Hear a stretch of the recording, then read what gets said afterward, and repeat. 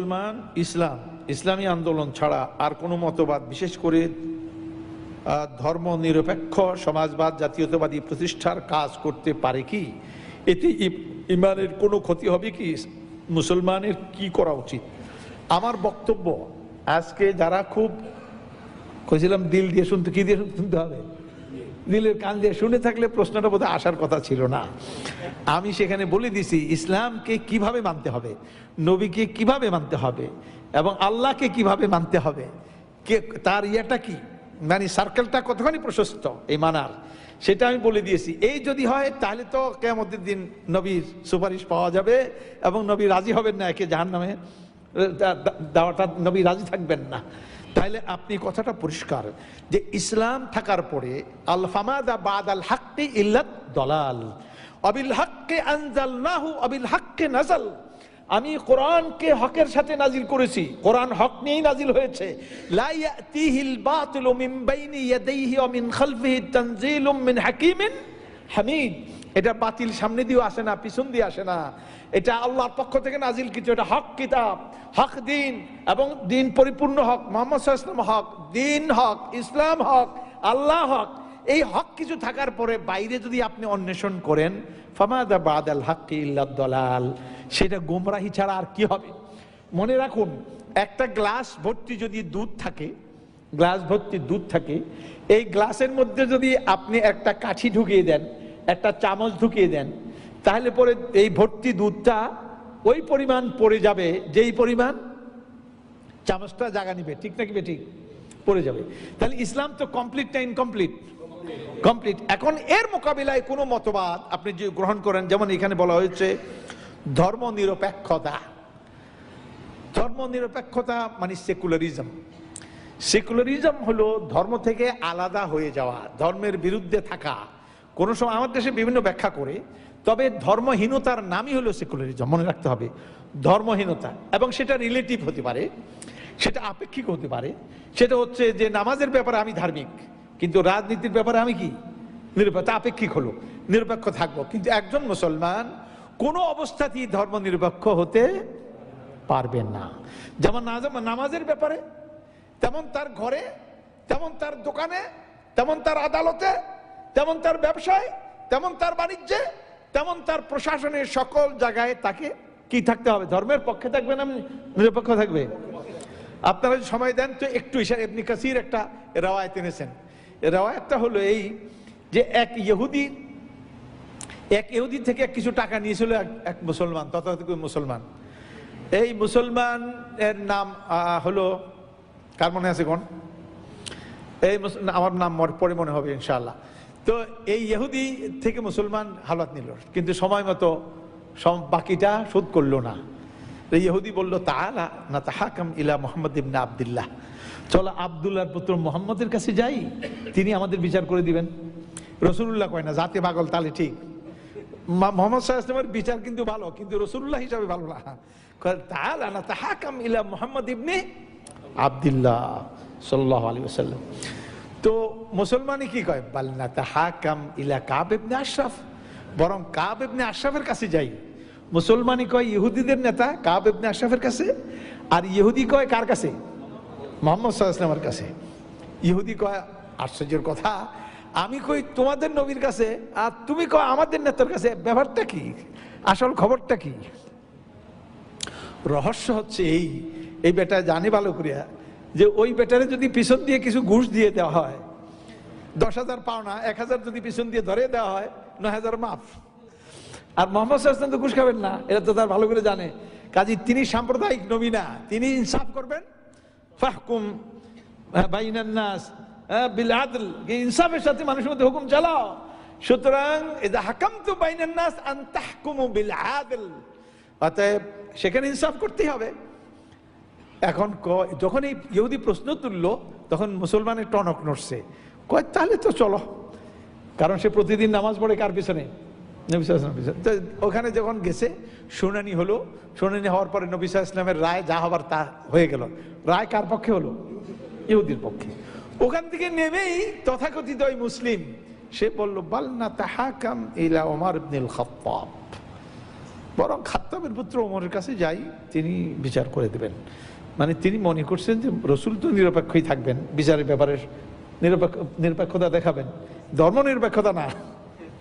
নিরপেক্ষ মানে আইনের দৃষ্টিতে সবাই কি সমান, কাজেই এটা করবেন। কিন্তু ওমর বেটা তো মুসলমান, আমাদের কি ভাই, আমরা কই না জাকির ভাই, অমুক ভাই, জামাতি ভাই, কাজে এই লোক তো আমরা জামাতের সাথে নামাজ পড়ি, আমরা সেই হিসাবে আমার কোল টানবে একটু আমার পক্ষে। তো ওই ইহুদি মনে করলো, ইহুদি বললো ওমরও কিন্তু বিচার টিচার একবারে খারাপ করে না, চলো যাই। আসলে ওর কপাল খারাপ, এই জন্য গেছে। ওমর রাদিয়াল্লাহু তাআলা আনহুর কোর্টে গিয়ে উপস্থিত, গিয়া বলছে ইহুদি কেস দায়ের করে দিল আর বললো যে এরকম এরকম মুহাম্মদ সাল্লাল্লাহু আলাইহি ওয়াসাল্লামের কাছে গেছিলাম, তিনি এরকম বলেছেন, তার পছন্দ হয় নাই, এই জন্য আপনার কাছে আবার আসছে। ওমর রাদিয়াল্লাহু তাআলা আনহু মুসলমানকে জিজ্ঞেস করলেন, আল আমরু কাযালিক, ইহুদি যে কইল রসুলের কাছে যাওয়া হয়েছিল, তিনি বিচার করলেন, তোমার পছন্দ হয় নাই। হুজুরটা ছিল হাইকোর্ট, তো সুপ্রিম কোর্টের হাইকোর্ট ডিভিশন, আর আমারটা হলো অ্যাপিলিয়েট ডিভিশন, এই জন্য আমার কাছে আপিল করতে আসছে, কথা ঠিক কিনা? তো এই লোকে কয় বালা, হ্যাঁ, ওয়া জাআমা আন্না ওমরা সাইয়াহতারিমুহু ওয়া ইউবাজ্জিলুহু, সে মনে মনে ধারণা করছে আমি রসুলের বিচার মানি না, কার বিচার মানি? উমরের কাছে আমার বড় দাম হইব, বড় সম্মান হবে, আমার বড় মর্যাদা হবে। উমর রাদিয়াল্লাহু তাআলা এবার মর্যাদা দেখাইতেছেন। তিনি শুনিয়া কইলেন যে মাকানাকুমা, তোমরা দুইজনই দুইজনের জায়গায় স্থির থাকো, আমি এক্ষুনি বিচার করব, নড়াচড়াও করবে না। এই কথা বলে দাখালা বাইতা, হযরত ওমর ঘরে ঢুকলেন, ওয়াশতামালা আলাইহি সাইফা, তরবারিটাকে কোষমুক্ত করে ঠিক পজিশনে নিয়ে আসলেন।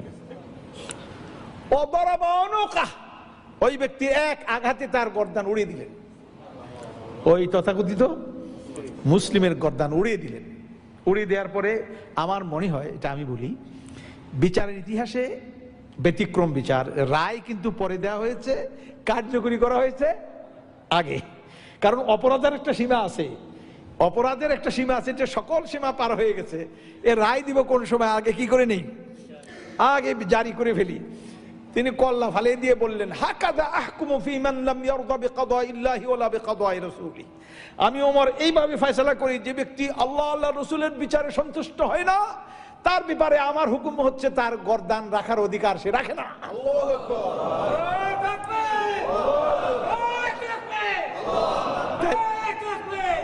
তাইলে আপনি কি বুঝতে পারছেন এখানে হযরত ওমর কি ধর্ম নিরপেক্ষ ছিলেন? না। এবার আয়াত নাজিল হয়ে গেল সমর্থনে, ফালা ওয়া রাব্বিকা লা ইউমিনুন। সাহাবায়ে কেরাম বলা বলি করলে বেটা ওমর এক্সট্রিমিস্ট। আমি তো এতক্ষণ কি বলতেছিলাম, মধ্যপন্থার না, ওমর বেটা এক্সট্রিমিস্ট বলে কেমনে? কথা নেই, বার্তা নেই, গর্দান উড়িয়ে দাও, তা আমাদের সঙ্গে নামাজ পড়ে, 5 ওয়াক্ত নামাজ পড়ে। কিন্তু ওই বেটা আসলে কি 5 ওয়াক্ত নামাজ পড়ার পরে সে ধর্ম নিরপেক্ষ, সেকুলার না? কোন ব্যাপারে সেকুলার হয়েছিল? এবার বলেন, আপনারাই ফয়সালা করেন। আইনের ব্যাপারে, আদালতের ব্যাপারে সে কি হয়ে গেছে? সেকুলার হয়ে গেছে। রসুলের মানে নাই কিনা কয়, ফয়সালা মানে নাই, অতএব সে সেকুলার হয়ে গেছে। এই সেকুলারিজমের শাস্তি দিল। আজকে যদি হযরত ওমর থাকতেন, আমাদের অবস্থা কি হইতো? গর্দান কয়জনের থাকতো? আমরা সমাজে চলাফেরা করতাম ঠিকই, কিন্তু গর্দান ছাড়া। কথা বুঝতে পারছেন? অতএব বন্ধুগণ, বুঝার যদি বুঝতে চান তো বুঝে নেন। কোরআন বলে ফালা ওয়া রাব্বিকা লা, একটু আরেকটা বক্তৃতা করার দরকার আজকে, না আরেক সময় বলি, এ অনেক দলিলের পিছনে, সুবহানাল্লাহ। অতএব কয়েকটা প্রশ্ন করছেন, একটা হলো ধর্ম নিরপেক্ষতা। না, কোনো অবস্থাতেই ধর্ম নিরপেক্ষতা প্রশ্ন কোনো রকমের সুযোগ নাই। মুসলমান সেকুলার হতে পারে না, ধর্ম থেকে আলাদা হতে পারে না। তবে হাদিসের মধ্যে একটা ধর্ম নিরপেক্ষতার কথা আসছে, সেটা কি? কোন ব্যক্তি যদি জিনা করে, হাদিসের মধ্যে আসছে জিনা করার সময় সে ধর্ম নিরপেক্ষ হয়ে যায়। বলে কেমনে? ধর্ম তার থেকে, ইমান তার থেকে আলাদা হয়ে যায় ততক্ষণ সে জিনা করে। কোন ব্যক্তি যদি শিরক করে, এই ধরনের আরো একটা অপরাধের কথা বলা হয়েছে, জিনা, আরটা কি চুরি করে, যতক্ষণ চুরির মধ্যে থাকে ততক্ষণ ইমান তার থেকে কি হয়ে যায়? তাহলে মানে ইমান থেকে আলাদা হয়ে নিরপেক্ষ হয়ে যায়। তাহলে আপনি কি চান আপনি যখন রাজনীতি করেন বা কিছু করেন তখন ইমান আপনার থেকে আলাদা হয়ে যাক? আপনি ইমান থেকে আলাদা হবেন, ইমান তো আগে আপনার থেকে আলাদা হয়ে যায়, আপনি কেমনি আলাদা হবেন? ইমান কিন্তু আপনার থেকে আলাদা হয়ে যায়। অতএব সাবধান থাকতে হবে। কোনো দলিল নেই, যারা এটা বলে তাদের পক্ষে কোনো দলিল নেই, এগুলি ভুল, মূর্খতা। তওবা করা উচিত, তওবা করে তাড়াতাড়ি এই সমস্ত চিন্তা ছেড়ে দেওয়া উচিত। তারপরে জাতীয়তা, সমাজবাদ, সমাজবাদী মানে সমাজতান্ত্রিক না, ইসলাম এটাকে সমর্থন করে না। কেন করে না? এটা ইসলামের মতবাদের সঙ্গে সাংঘর্ষিক, এটা অন্য সময় আমরা বলবো। জাতীয়তাবাদীর একটা ব্যাখ্যা আছে।